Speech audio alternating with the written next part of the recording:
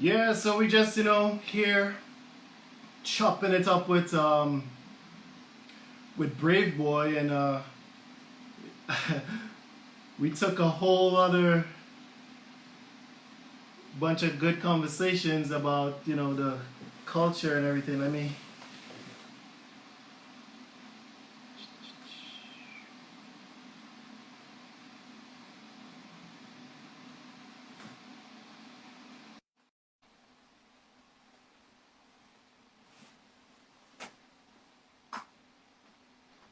Ronaldo, I think I know where everybody is. where they going? Uh, Alicia Keys and John Legend are doing verses right now. Oh shit. Yeah. I thought I was on Sunday. Nah, it's today. I just take a peek of it. True, true, true. Well, yo, No I know I worries, wanna man. I wanna We I back. wanna catch that too. Yeah. But yo, Pronto. Right. Are you in a hurry to go check them out, or you want to talk about Pronto? No, we can talk about. I mean, we could always do this. We anytime you want, bro. We could go live anytime. So no worries. But Look, I'm gonna shut my TV here. All right, there yeah. you go. Yeah, so dude, I think that jumping into that market is a great idea because you know everybody Trinidadians, and I've been in enough places around the world and throughout the United States. When Right. someone hears that you're Trini, they think that you speak Spanish. Even Yeah. Spanish speaking people think that you speak Spanish. Before, and that's a good thing that separates us from the rest of the Caribbean We right is next to that Venezuela. people, We right next to Venezuela. yeah, so people say, oh, you speak Spanish, or they talk to you in Spanish right off the bat. I've met a bunch of Brazilian people, I mean, I've been in Singapore, Hong Kong, I mean, all these different places, man. People just automatically think that we speak Spanish, so that Trinidad thing, I think that getting into that Latin market is good because Yeah, bro. It's been great so far. I wouldn't lie. Like yeah, this is I think this is the fastest I've ever networked into a market. Like EDM is the second, but like this is like maybe because of COVID as well. So right, many DJs and producers were home. I was able to just DM. Like I used Pronto as the networking business card to just network within the industry, and like I have like about at least 7 songs I'm about to release, and like 3 of them are in Spanish. So that's you cool. know, people definitely see that. Like I'm actually spitting in Spanish. I'm chanting in Spanish. Yeah, And they love my voice and my vibe because they love dancehall, right? And I have a yeah, kind of I grew up heavily on dancehall, but more raga, like raga soca. yeah. So to have somebody like me singing their language is just perfect for them. Oh Like yeah, they love that. So perfect. and Yeah, everybody's so cool. Like all the Latin DJs I've met are so cool. Like everybody's so open and they help. They like, like what do you want to do? Like if it is they didn't like the song and play the song, they were like, we should do a song together. Or I have a friend who's an artist. Let me introduce. Everybody was so welcoming, and yeah, it's been really good. Pronto. I mean, Pronto is it crossed like 10,000 views recently, which is cool for. I mean, for I had no expectations of it. It's just something I wanted to try. So for right. me to see that I'm actually starting to build a following in Latin America, and I haven't even dropped the hardcore Latin songs yet. Pronto is an experiment. Wow. The other songs I'm gonna drop are gonna be. I think that they would definitely continue to grow my brand within Latin America. Some of the producers I'm working with as well. I've worked with Pitbull, and I've worked with like popular Latin artists, like mainly reggaeton and stuff. So man, I'm excited. Dude, I I think definitely yeah. with your flavor and knowledge in the music and everything, if you jump into that Brazilian market, you'll Yeah, kill it. bro. You'll kill it. No, Like yeah. if you take their music, that one song File that just funk, came yeah. out, that one for Bad Favela Boys. funk. You What's know that that? Bad Boys? You know that new Bad Boys tune that just came out? Uh, as in for the movie Bad Boys? Yeah, for the movie. Yeah, Yeah, no, I think the one with Will I Am and yeah, with not Will I Am. Yeah, and J Balvin, right? So yeah, so yeah. also right. So that's like the whole reggaeton vibe. But then like with Favela Funk, uh Nyla Blackman just released a Favela Funk track. That's very dope, you know. Oh yeah, I She heard it. Yeah, yeah, it's dope. But I think what I've realized, the only way for you to cross over into those markets, you have to collaborate with people from those markets. So I think Pronto was a good example. The singer on the song with me is Malice. She's half Jamaican, half Panamanian, right? she's dope. So yeah, and she lives in the States. So she was able to kind of help, like by me doing a song with her. You know, like she actually is on some really top tracks, you know, in the electronic world, especially like the Latin electronic world. Yeah, So having a song with her, I mean, she premiered this song in EDC Mexico, you know. Um, it's been interesting. Like the Latin community really they have been embracing me, and I have to be respectful to their culture as well. And actually, my friend Nalini, she came into the studio with me last week to teach me how to pronounce words properly, you know. yeah. So I have a song called Quiero. Oh, sorry, Te Quiero. Maybe I said the Te thing wrong. quiero. Te Quiero, right? Yeah, Te quiero esta noche, right? And I had to yeah. learn how to say all these things, and there's How to some roll words, your R's and everything. yeah, like Yeah, pronto, right? not Um, not not just ra. not just ra, but te quiero, you know. But I think honestly, the Latin market is very interesting, I would say. And every time I talk to them, I keep on asking, how come more Caribbean and Latin people do not collaborate? And I think, honestly, I just think people are closed-minded. Like, I mean, I'm using Google Translate to talk to them sometimes because some people don't speak English, and I feel like not everybody's willing to do that. If that makes sense, like not everybody's willing to take the time to do that. And Just like us, you know, like we're not, yeah, you know, they're not willing to do it. You know, a lot of people are not willing to speak English, just like we're not willing to exactly. do. So But you know, somebody has to meet halfway. So somebody does, sometimes yeah. if I'm We asking know them for in something, Trinidad, there is yeah, no like. I mean, for most of our high school, we learned Spanish, and I mean, you know, myself even, you know, and like we just take it for granted. yo, I studied Spanish and French in CIC, and I can't remember anything, you know. So Yeah, it's only like when I travel to Miami and I'm in the airport and all I hear is Spanish, it's like I get overwhelmed. But I would say no. And then my cousin Sylvia wrote the Spanish secondary school book that we studied in school, Viva. So wow, I have no excuse for not knowing Spanish, right, right? But I just think that Pronto really opened up doors for me. yeah, Um, I'm a great networker. I'm a great networker already.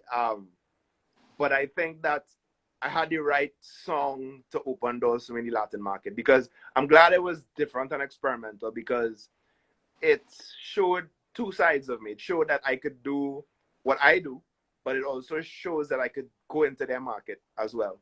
So right, the people who from that market, they see opportunity in there. Because, all right, just to be real, they can't access Sean Paul. He's too much money, right? yeah, They can't access Charlie Blacks because he's too much money. So now they meet this guy from Trinidad who could do what they do in his own way, but is accessible. So I right. have all these producers now sending me beats and working with me. That's So awesome, dude. I'm embracing it. I'm not complaining. I'm very happy. And you know what? That's gonna Yeah, go right back into like the New York market, the Europe market. Europe and New York. Yeah, no, and even okay. So there's Latin market as in Central America. Then there's Spanish market, which is Spain. And I'm learning the difference between those two markets culturally as well. And I'm working with both. I'm working with producers from Spain doing reggaeton and Spanish music. And I'm working with producers from Central America doing Colombia, you know, Puerto Rico, Chile. Chile is a huge market for reggaeton as well. So for me, I just think I'm trying to be smart and strategic about it, but at the same time, appreciate and respect their culture. but also Right. represent my culture because I'm not a reggaeton artist. I'm a Trini. Trini artist. I just Yeah.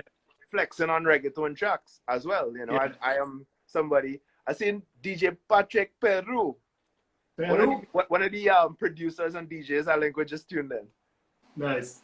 Yeah, big And up Peru. the cool thing is that, it's easy for you to write that rhythm because that's the rhythms that we grew up on, like Exactly. the entire dembow and reggae thing. I mean, Yes, it's sir. it's Yes, sir. labeled off of dembow, dembow, Yeah, yeah. dembow, dembow. I mean, a lot of people don't even know that. And dembow is a genre by itself. So it's It's a like genre by itself. I'm actually doing a song now called dembow. I use the Shabba sample, but in a very smart way. So you'll hear that soon. Pick Yeah. up Tom's. Tom's is the DJ Toom. He's the DJ. He's from Colombia, and I just recorded that last week for him. That's not in Spanish, but he is in the Spanish market. DJ Patrick Peru, who just checked in, Yeah. he sent me some interesting beats as well, and Because you yeah. got that you sound like what's his name, man? Like all them dancehall artists from the 90s, like you have a little bit of the ad-libs and all the Yeah, different yeah. things, I'll tell you you know? I'm inspired by, of course, Bounty Killer and Beanie Man, but also Elephant Man, Sean Paul, Baby Sham, Baby Sham. Baby Sham, Baby right? Sham. Yeah. Spranger Benz.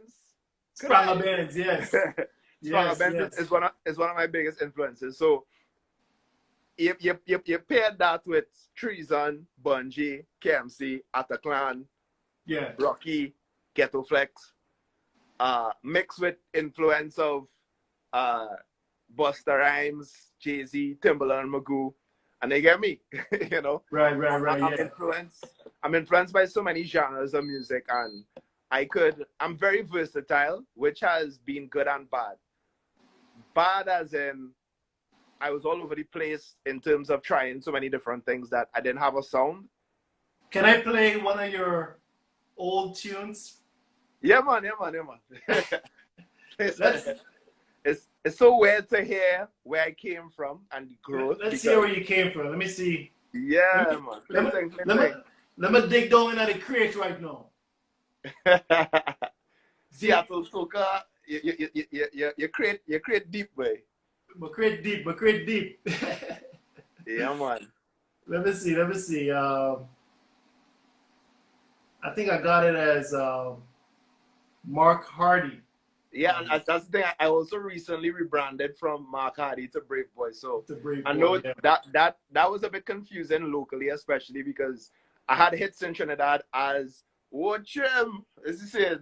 Virginia now. I don't think call it too. This is my boy Trim who is in LA. He has this movement called LA Lime.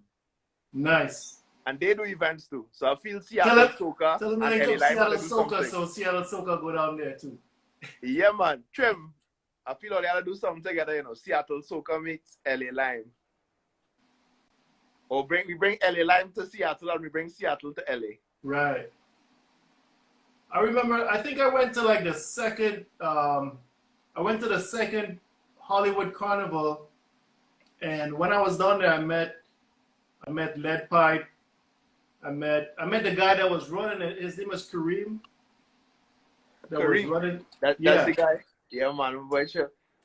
And I mean, when I came to LA after LA Carnival, so I didn't Okay. really it would have been interesting to see it, you know, like just as a Trinidadian person.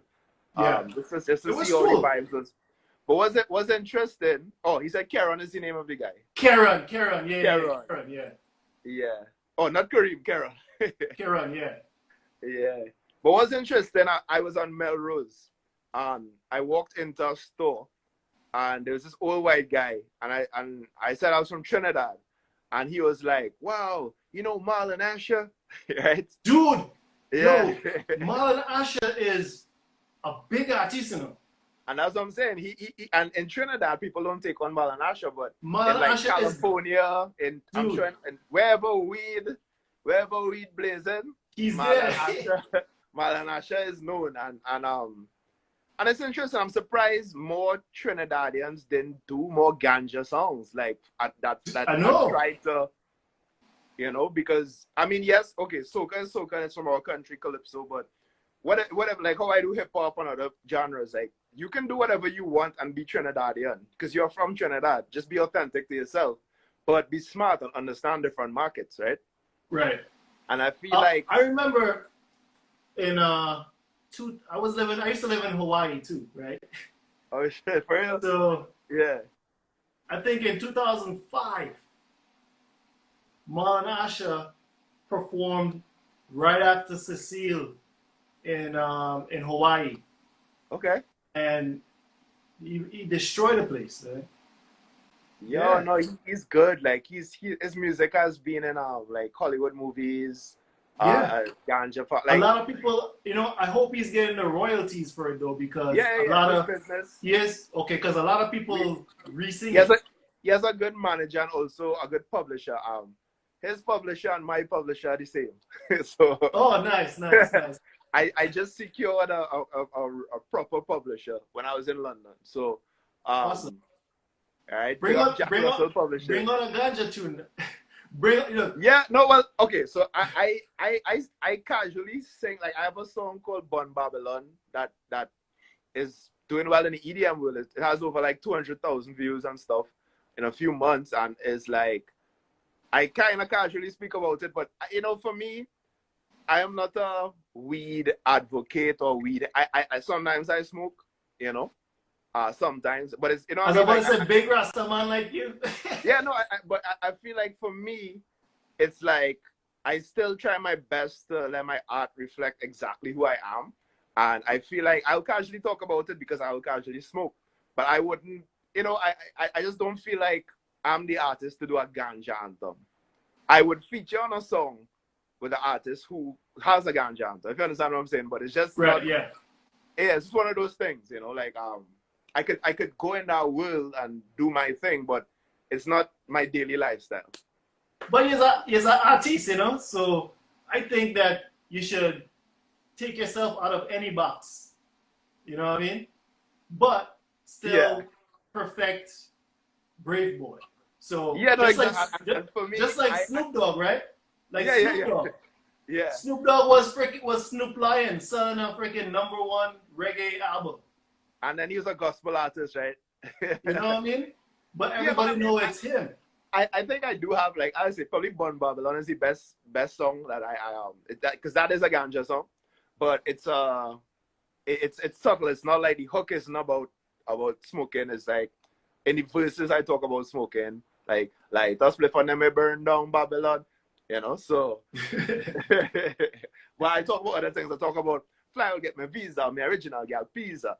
Paris to Ibiza, gal bubble up in Indonesia. Me a king like me, them Caesar, take a preview little teaser. So cool me live in a freezer, kill songboy for leisure. So I mix up Yes. ganja lyrics with songboy lyrics with Gillsman lyrics with, and that's my swag and my style, But I have, like, for example, Rion, who's a top artist here as well. His image is more pushing that, or Rudd, young Rudd. They are advocates for ganja, so they Right. would war Ronaldo, next Ronaldo, Ronaldo meet Ronaldo. See, Ramos. Jude's Ramos. I'm version from CIC, Okay, but okay. but yeah, in terms of my brand, I try my best to still be me, like, and still talk about, yeah, call the police. I actually performing that tomorrow for the concert, so look out for that. Nice. Yeah, man, but just I experimented with different markets. The Spanish market, EDM market are my new markets that outside of Trinidad.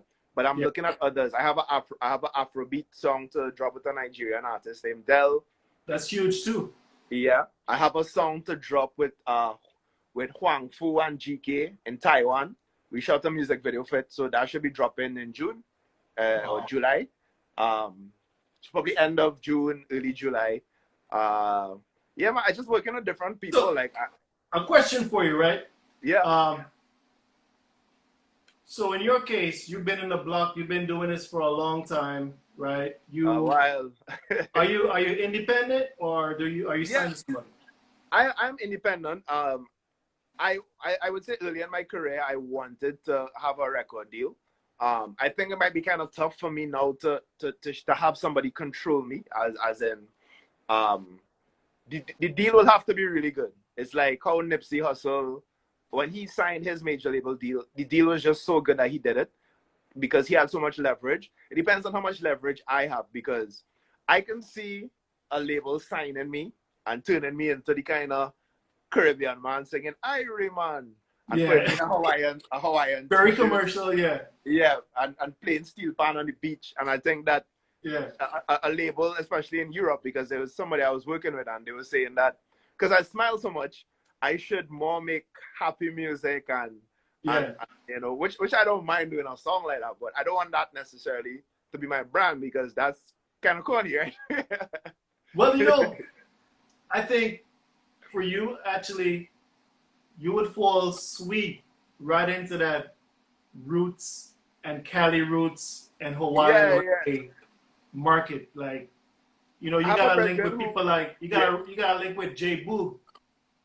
yeah, no, that's the reggae. He's from Hawaii, right? That's the one from Hawaii, Yeah. right? So that's the one I my friend Patrick from Trinidad told me about, and you see, and that's the thing. Like a friend of Bad Royals actually wanted to manage me, but that's what he was seeing. He was seeing me performing in all these reggae festivals in California, Easy, bro. and I mean I can do it, but uh, I'm seeing opportunities in other markets where I could still be more of myself, like. Right, yeah. So like for example, what I could do on reggaeton beats is very much me because I like dancehall, chanting and singing, and it's natural for me to sing about things like sing about women and love and partying, and you know I could sing about that, but I could also do hip hop songs and sing about the same things or even talk about deeper stuff, you know. So So who finances your videos? Because your videos look pretty good, you know. yeah. Unless you got somebody who's really good at Premiere and lighting. Yeah, no, I don't big up. I see Mikey, you know, tuning in there. My boy Mikey Mulida. You know, like yeah, that's one of my best friends, and we. One thing I must say, Ronaldo, I have a great circle of friends, and we really look out for each other, and we help elevate each other. Right. So I think definitely with me and I think Mikey. I just saw Rudder. I think I just saw Rudder in there. Is that Young Rud or? No, that's Lee. I think that's Lee. That's my friend Lee. Oh, okay, okay. Yeah, but yeah, to answer your question, I mean, everything is executive produced by me, but I must Okay. say that there's no way I could do this if I didn't have a great, like, really great friends, you know, Oh and yeah. a great friend circle, and that you know sometimes people don't understand how I can do all of this. Um, you just stay good with people, you come up with people, you help people, it Right. comes back to you. You know, being a good person, I think definitely comes back to you. And I wouldn't stop being a good person because one, that's not me, and two, I see that it does come back to you. Sometimes it might take time, but Yeah. and that's how I mean, I'm very. Hey, the circle is true. Yes, big up Lee. Lee know me long Dude, time. because you know, I think for the amount of time you've been doing it, and when I look at your Spotify, and it's heavy. You got a serious catalog. You know what I mean? It's That just could to get our be, hits. yeah, It's just to that could get be hits, like though. marketed. You know, And I easily. think why I would tell you because I would say this like leaving Trinidad to perform in Chicago or LA or any of these places or even performing recently in London, it built my confidence as a person and as an artist because I wouldn't lie, when you're in Trinidad and you don't sing soca, it messes with your confidence as an artist because you can do anything outside of Trinidad and come back to Trinidad, and if you don't sing soca, people will treat you like like Yeah, I remember performing in Lollapalooza in Chicago with Bad Royal. I was on I saw Billboard's that. website, right? Like I came back kind of feeling like, okay, I'm gonna get that respect and I'm gonna get that. People are gonna be like, you know what? He did his thing in Trinidad, but he also doing things away. I Yeah, actually came back lesser known because I wasn't here to do, to be you in know, there. Yeah, and I think that was a reality check for me. it just is how it is. Like in Trinidad, we focus on what we focus on. Whatever the radio feeds us, people see as if you don't have a song on the radio, people think that you're not a You're not up successful there artist. yet. Yeah. And streaming is huge now. There are artists in Trinidad whose music not on the radio, but they have million streams and thing, you know. Million How views hard on is it? How hard is it, right, right. to get buzz on the radio in Trinidad? How hard? Interesting question because for me and myself, I can speak for myself. I got my first song on the radio when I was 15 years old, right? Okay. That was 98.9 or something. That's when I was in a group with my friends Sergio and Wesley called the Breathless Crew. That's when I used to sing soca. Okay. And it was literally like somebody who I was kind of cool with was a DJ on the radio, and they played it like a few times in the night, kind of thing. And then we also met with the program director of 96.1 another time and probably got like one spin, you know, two spins. Then fast forward,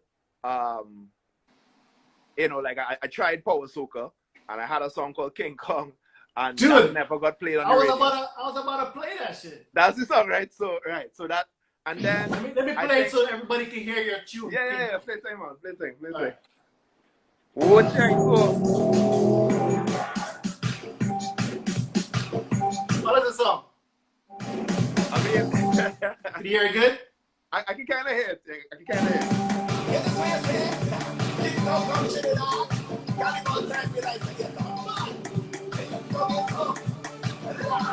Lee, pick up yourself.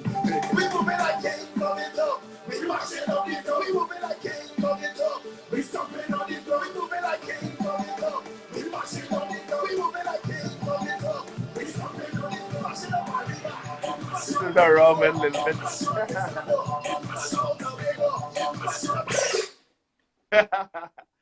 I mean, for me, I definitely hear growth since then, and it's hard for me to listen to the old stuff because even there's a song that was released 2 weeks ago that I did when I was in Brooklyn, and I recorded by a Spanish artist in a Venezuelan artist who lived in New York. But I grew so much in 3 years that listening to the song is like, I know I'm so much better now. Yeah. You know? So it's Okay. kind of tough, but yeah. But check this out though.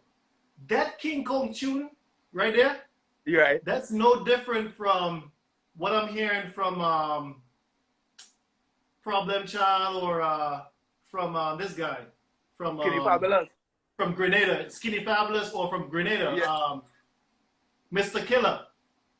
The No, same and amount of I don't know what it is, but for some reason, I pushed this song. I'll give you a joke. I actually was in studio with Skinny Fabulous, with my friend Jared. This is when they were working on Differentology. Jared was working on Differentology, and he just told me pass by. And I played it for Skinny, and Skinny just was like, he didn't really give me any vibes, you know. And, Yeah. I don't know if it is there's a authenticity in soca that they could hear that I don't have. Like you know, like you have to own a song, yeah. and I understand. Like soca is a science in itself. Like singing soca, not everybody can sing soca. Like I would not have said this years ago because there was a point in time where I felt like soca real easy. Anybody can write a soca and sing a soca, but executing and owning a soca song is an art form and is a science. And Right. like Iowa, people can say what they want about Iowa George, but he knows that he understands how to do him. Oh yeah. Yeah. And I think it's a confidence. Like I think you have to sing it like you believe it. And when I hear that song, I hear somebody trying to sing a soca rather than somebody singing a soca. Right, and that is right. different, right? Man, And I think talking about the science and the art, right? right. One time I come down and I visit Kit, right? With Big up Kit. Yeah. with my brother, because I've been trying to get my brother to sing some tunes, you know. Right. And Kit watched me like this, you know. He's like, I could do it, you know, but it's a science, you know. It's a science. No, Jed, there's a science behind soca for sure, and you have to respect it. You know, I respect soca artists for what they do. They can't do what I do. you know. Why they done pronto, I don't think the average soca artist could do. And what they do and I can do. And I think that that's the beauty of music, and that's what everybody. But my problem is in Trinidad, the respect is not returned, as in soca artists don't necessarily respect people of other genres because Right. soca is seen as the main genre. So I remember we had to deal with when we had Naboy and Pumping. Nah, boy, I like that tune. Yeah, we would get treated like shit, from some promoters because we get booked and we get paid, but we don't sing soca. So like the soca artists will give on the better treatment than us. If we had to perform at a certain time, they would say, well, now the soca artists, yeah, let them go first, Yeah. They have to go, they have a next show. And that's my thing. I feel like a soca artist wouldn't necessarily pull somebody else on a song like a soca artist wouldn't naturally, like, why they don't have a soca artist featuring a Zessa artist like by now, Right. and it's a kind of, it's very strange, and that's one thing I don't like about Trinidad music industry. Because Yeah, what's but his name? Trini, what's it? I forget the guy name, man. One of the main Zessers that sings soca and Zessing tunes. Trinidad goes, yeah. I think he's the only Yeah, one. Trinidad goes. I Yeah. think he's probably the only one that's, treading that line the best, to And I respect him for that. Like, people can hate on him all they want, but I like his grind, and I respect anybody who works hard and who gets it and who understands how to let work the game and not let get to you and that kind of thing. And he's a youth I always try my best to support and follow and stuff. But same thing, they rarely have any song from a big soca artist featuring him. I might be wrong. I probably can't remember, I think he's on a rhythm with Nessa Preppy and some others and thing. But I feel like even him, like the soca artists don't respect him as much as maybe they think that he's not as talented as they would like or whatever, but he is. Listen, when you can make back-to-back hits, not everybody could get a hit. right. If you can get back-to-back hits, and Trinidad Ghost has like 4 or 5 hits, you're talented. It's true. The talent is different. Do you think that some of it stems from, for instance,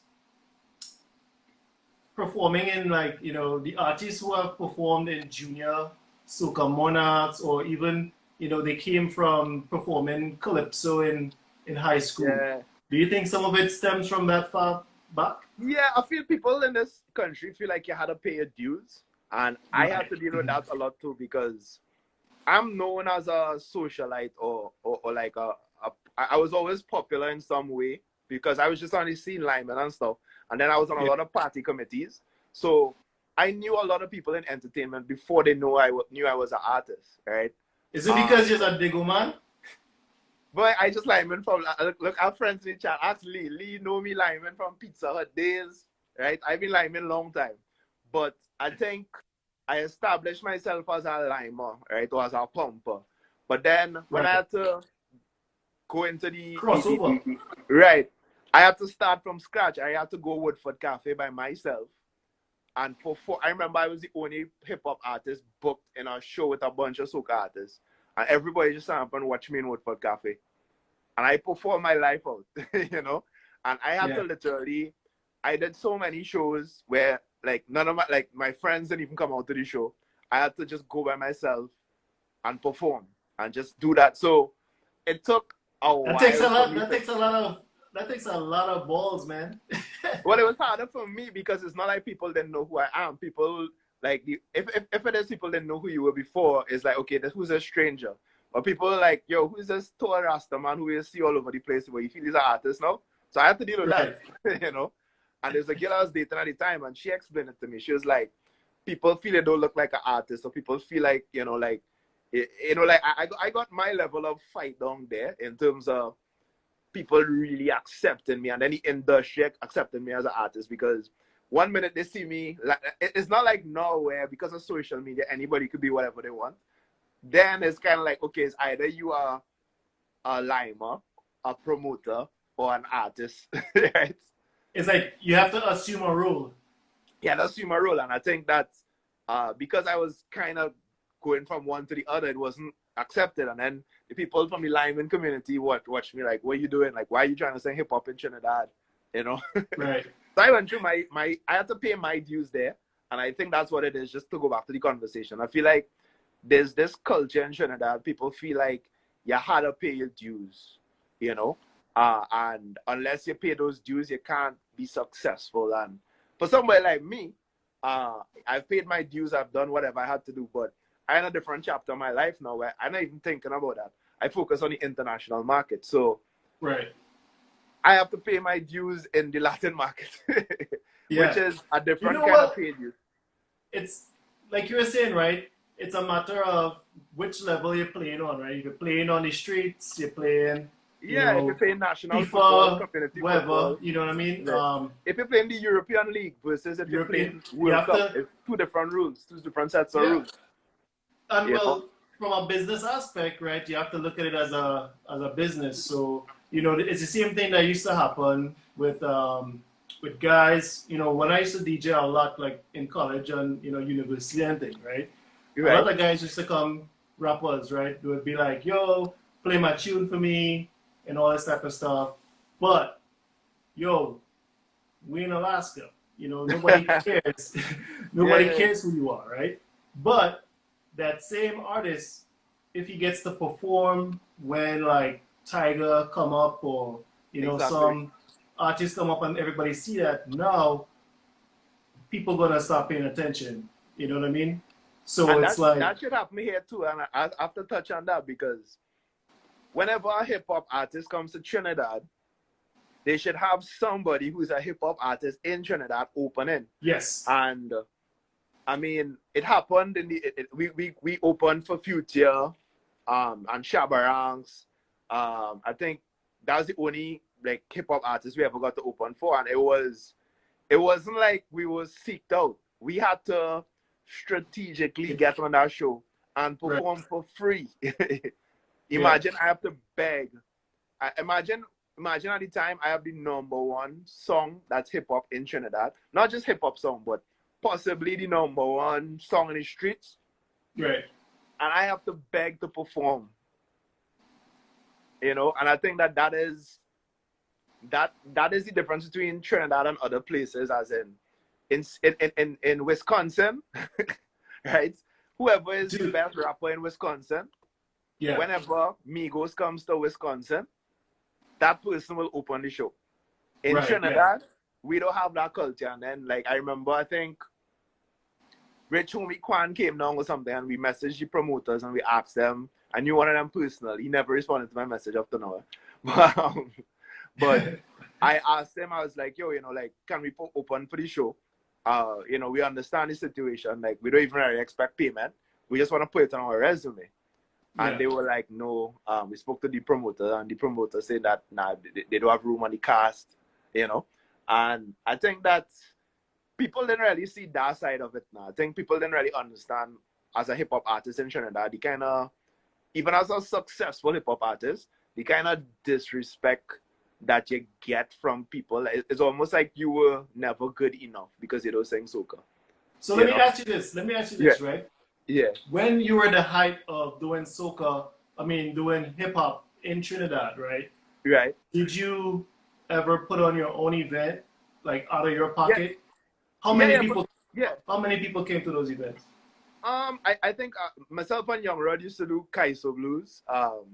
It was a small venue, but when we would do our shows, it's like if we had 50 people, that was enough. But I would say the hip hop community, and I see Naj just tuning there. Big up J Naj, very talented hip hop artist from Trinidad as well.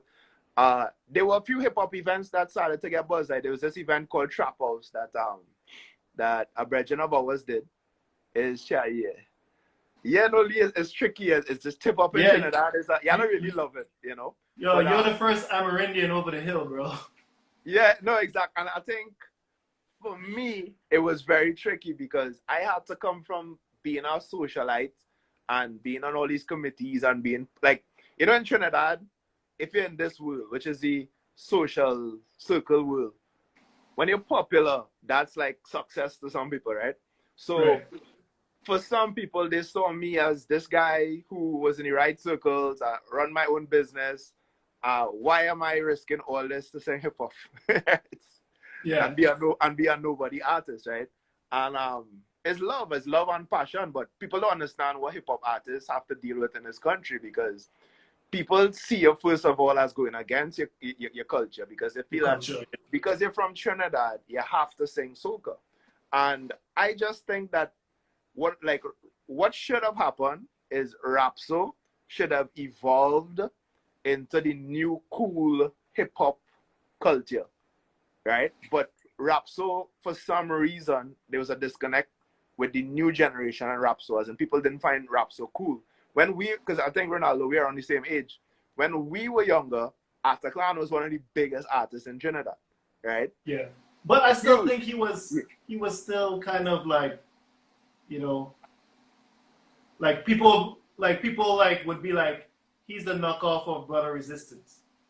Nah, bro, like I think Rapso should be like Ataclan had the biggest song in the country, Yeah. Flood on the Main Road, when we were 13, 14 years old. And he had I Like to Walk Naked. He was at the superstar Rapso, right?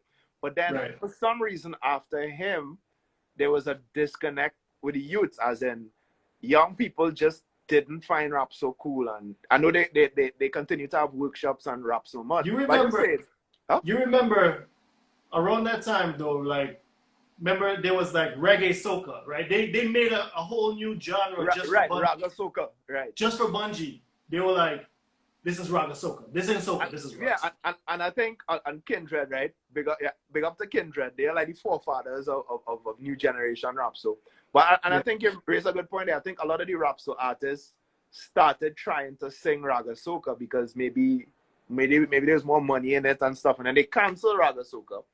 And then I think what happened to when Kevin Little turned me on and Rupi Tempted to Touch happened, I think a lot of people started to sing sweet soca, which is like singy soca. And we kind of lost the chanters a bit, people who chant or rap. But anyway, I'm just saying that there should have been two lanes, right? There should have been the lane of talking about carnival and partying and having a good time. And there should have been the lane where, as Black Lives Matter is happening right now, there should have been a lane where there are a bunch of artists who would release content about that. And both could coexist together, and both could be superstars, and both could be millionaires. Knowing what I know now, from living in different places and jumping in different markets and stuff like that, right? Yeah. If I were in any hip-hop artist shoe in Trinidad, right? Right. I would, for one, milk the hell out of my network and grow my shows with my personal people and my network as much as possible, right? Just get it fat. And then I would start bringing in the biggest soca artists to my events. Right. You see? So then now people seeing me side by side with these big soca artists, So now when I'm putting money in them soca artists' pocket now, right? They're gonna wanna know, the old Trinity culture, right? They might be more inclined to say, you know what? He really gave me a blight when I was down. I'm gonna bring him into my thing real quick when I'm having a big event, So let me tell you something, Ronaldo. In a perfect world, in a perfect industry, which is not Trinidad, that's supposed to work out. But I'll tell you something, like, we definitely did our own shows that some of them... Yes, we do need a record label there. Yeah, a record label. And I could go into that too, in terms of why a record label wouldn't necessarily work here, especially for soca. But I think it goes back to the respect thing I was talking about. Let's say we did that. Let's say we had a hip-hop show and we booked a soca artist to perform. The soca artist would have forgotten about us when Carnival... If he got a hit and Carnival time came, he wouldn't return the favor. And that's just the culture of Trinidad and Tobago. And I think that's the difference now. Jamaicans not like that. Jamaicans get it, So then, why wouldn't you then? I think then the smart thing for me, because I think like this, right? I could ask you for milk, right? Or I could go purchase a whole farm with as many cows in it and milk all the cows, you know? Right. So that's how I'm thinking, you know? So as a hip hop artist now, in the middle of Carnival, the money that I made from my stuff outside the season now, I will have my own event, my own soca event, and I will headline in my own soca event, singing hip hop, and then Right. bring that soca artist in. Which I think I like how you speak there, and I think that would have been a smart thing to do. The only issue is hip hop artists don't make money. No, well, you'll be making money. Like you don't have to be like in the front, you know, Yeah. but like you just pull the strings and still be the headliner. You can get But you invested. be the guy, but don't put your name out there. You know what I mean? Like, and then I think it would. I mean, okay, people have definitely tried to do hip hop related events within Carnival, but yeah, the Carnival animal and machine is a very special one different. where Yeah, people don't want that. Like people want what they want. they don't People want want to stick out the tongue and whine. to. Yeah, So I'll tell you something. Me and Mulida did Roscoe's for 2 years, right? was that? I missed that. There was this spot called Roscoe's on the avenue. Yeah, And we ran the Saturday night for almost 2 years. There was one point in time our Saturday night was competing at 51 degrees. wow. We were making money, we had influence, and what I wanted to do is I wanted to give the hip hop artists an opportunity to mix in. So I did this thing called the Carnival Lounge, and I would book soca artists, the upcoming ones who couldn't get into the big fets. So I was trying to mix it. But I'm gonna tell you something. During Carnival, people don't really wanna. They want that vibe now. They want that. It's either if they wanna hear foreign music, they wanna hear it from foreign people. They don't wanna hear foreign music from local people. Right. And like Trinidad hip hop, I don't think there was a culture behind it, so people didn't know how to respond to it. So if you hear Trinidad hip hop in a club, besides the nah boy, and it jumping up, it's like you don't know what to do. Like people just want to whine. Like as a promoter, I learned that. Like at the end of the day, Yeah. people are frustrated with their lives and they want to come to the club, drink, and whine. And go and have sex. Right? So nobody is trying to give a young, talented hip hop artist a chance and listen to what this man's saying. And that's the thing. Like I had to explain that to hip hop artists. Like stop getting your feelings because people don't care. Like that's just how it is. It's either you're gonna change that or you're gonna do something about it or keep complaining. It's almost as though it's better to do both things simultaneously. You know what I mean? Like sing soca so you get popular as hell in Trinidad, right? Right. But at the same time, make tunes for the hip hop market. So I'll go into that. Right? I don't think anybody has done that as yet because I feel it's very hard to sing to serve two masters. And I'll give an example of some brethren of mine, Ultimate Rejects, right? So Ultimate Rejects, they listen, they have some amazing EDM stuff, but they got a monster soca hit. And that made things a little weird because Trinidadians want to hear that from them over and over. So they've kind of had to continue giving people what they want, and they've been great at it. As in, even to this year's Swappy song this year and last year was produced by Ultimate Rejects, right? Yeah. But the EDM stuff, the Trinidadians not really appreciating the great EDM stuff that they're doing. But then there's international market to EDM too. And to play that game, you have to go out there, and which they're doing. They're networking, they go to Miami Music Week just like me. But serving two masters is really difficult. So even for me, if it is I get a local hit song tomorrow, the fans of that song don't want to hear Pronto. Right? Right, yeah. And then the fans of Pronto don't understand what I'm talking about in the local song. So it gets weird now. This is the toughest thing about being an artist trying to battle with different markets because it's hard to, and that's why most people stick to one market because it's a lot simpler business-wise. Right. I think that's why they do it in phases usually too, right? Like Yeah, yeah, they go with what makes them successful and the most amount of money, and then they choose. Okay, now my face is gonna be Latin face, and then oh now it's gonna be yeah, hip yeah. hop face. Yeah, And I think as a hip hop artist, just to go back to that, it's difficult because it's like myself, Chromatics, Nebula 868, Spot Rushers back in the day. I think we are the only set of hip hop artists who actually made money. right. And the money we made, you can't live off of it. You know, Yeah, it's money to reinvest in music. Speaking plain, right? Most of us have other businesses, hustles, that kind of stuff. Soca artists could potentially earn a living off of soca if they have a hit. right. So you could have the biggest hip hop song in Trinidad, but you can't even buy a car, you know. And I think for me personally, I saw that very early because after 3 or 4 years of us having success, and listen, you asked about radio airplay, we got support from the DJs. I see big up Wild One just tuned in there. A lot of DJs supported us. Yeah, At first, we got fight from some, but generally, I would say they supported us. But when you're doing something for so long and it doesn't translate into like enough money, as I say, to buy a house and a car, yeah, when you're in the 30s and you cannot buy a house or a car from this particular thing that you're doing, it doesn't you're make done. business sense now. And you have a choice. My choice is either I go and sing soca.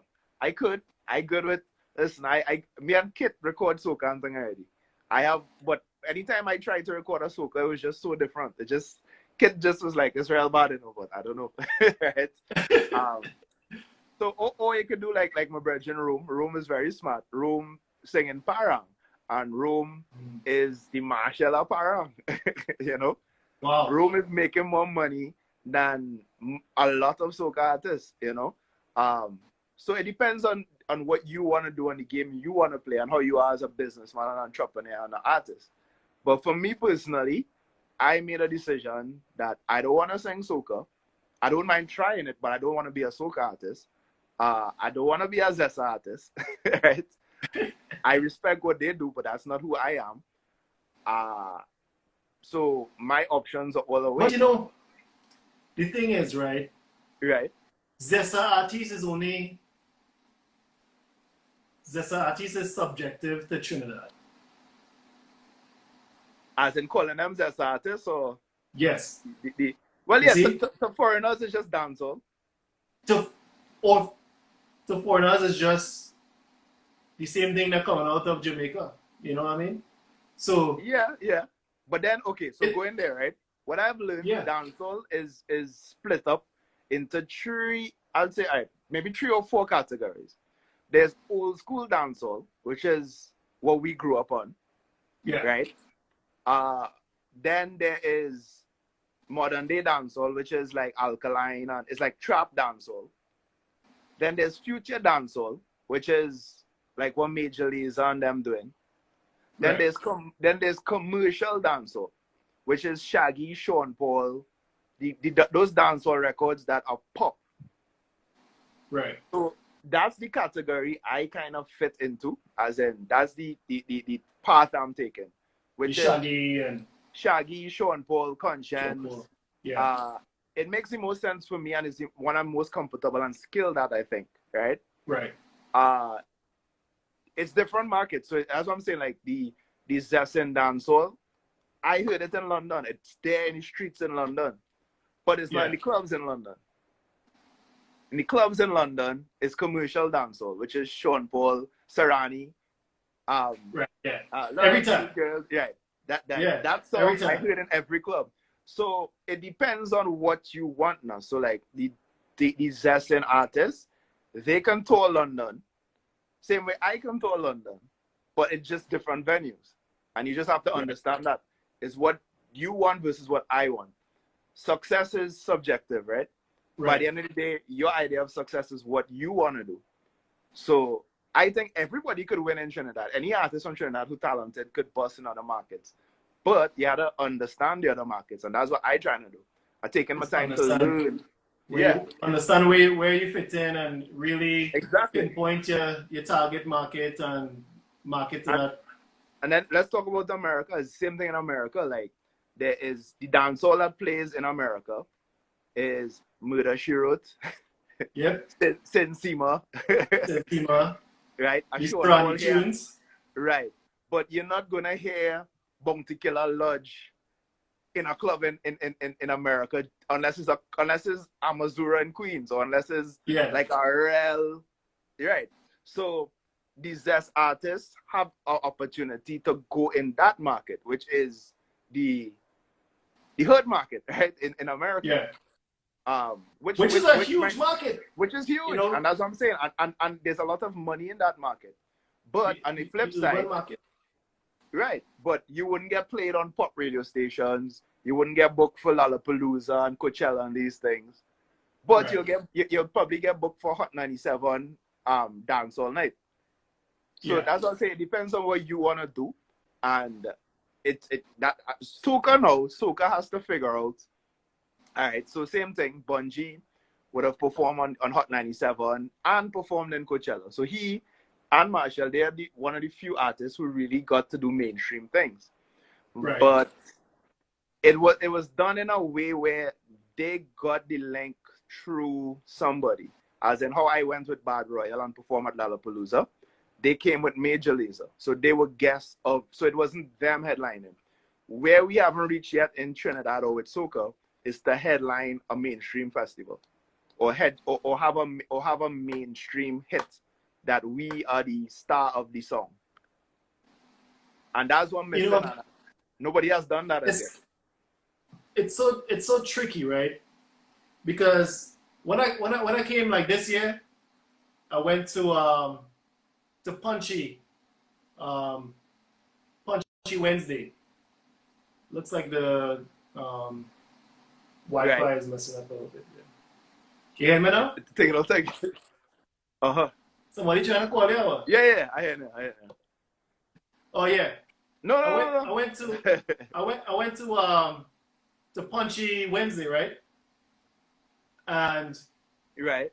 it was vibes, you know. I was like, nice, you know, like when you come in, you know, there's a huge stage with people playing Tassa and and all this, and then there's a big stage with all the screens, and so it gave me that vibes like overseas, overseas Right. vibes, right? So immediately I was thinking, man, like, why we try so much to be something else when we could just be us, right? Mhm. And just, like, I mean, to the most like core soca, type music, or Trinidad music, like, Mhm. be that to the fullest, but use the proper elements in marketing to push it out to attract more people, instead of changing it up too much, No, yeah, and I think to appeal. Soca, the promoters of Soca Street Festival are gonna be the ones to do it.